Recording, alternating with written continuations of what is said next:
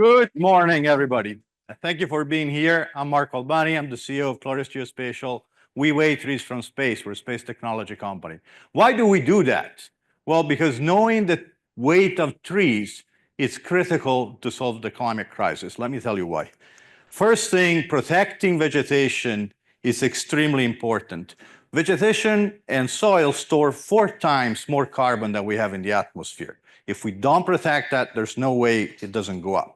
Second, removals from vegetation, from the growth of trees, are a massive driver of emission reduction already today. Growth of trees, CO2 that is eaten literally by the trees out of the atmosphere already removes about 8 billion tons of CO2 every year. That's about the same amount that is emitted by the global transport sector.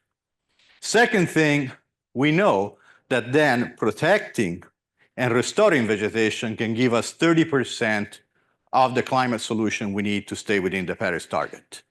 Today, though, this only receives about 3% of climate finance. That needs to change, and getting better data on what's happening to our forest and to our trees is critical to solve that. Let's take private finance. There are 2 major ways in which private capital goes to protecting and restoring terrestrial ecosystems. One is carbon markets. Carbon markets have grown incredibly fast, but they're still very small. $2 billion recently, that's a $98 billion gap to where they need to be in order to contribute their full potential to the solution of the climate crisis. The other one is the thing all these corporates are here to discuss in this session, which is sustainable value chains, especially forestry commodity supply chains. As you heard from the panel, there's a group discussing deforestation, tracing back to the commodities that go into things like toothpaste and soap and shampoo, but also snacks and drinks, is critical to the way we manage land, making sure that the production of the commodities that go into these consumer products doesn't cause emission and instead causes removals.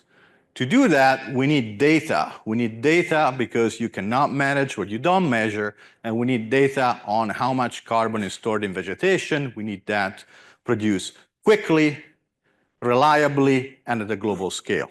That's why we started this company to weigh trees from space, because the way we measure trees today, traditionally, was done for the forest industry, was done for a much smaller industry, and not designed to have that dimension of scale, speed, and accuracy. So it's a way that is slow, expensive, and doesn't scale up fast enough. So what do we do instead? We basically take space lasers and other Earth observation satellite and convert their measurements into maps of biomass, how much carbon and other matter is stored in trees everywhere at high resolution every year for long time series. We do that with a technology that is consistent in space and time, meaning that the measurement that you get somewhere for a certain year are comparable with measurements you get somewhere else in a different year. Let me give you an example. We can do this for the whole Amazon basin.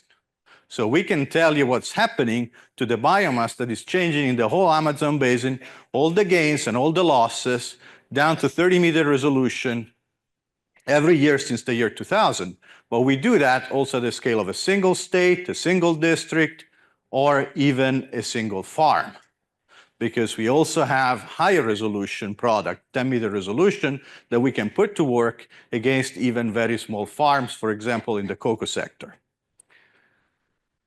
We do that with cloud-based software that is able to deliver these results in hours or days, if it's really large areas, instead of weeks and months, which is the scale at which the industry traditionally works, years even.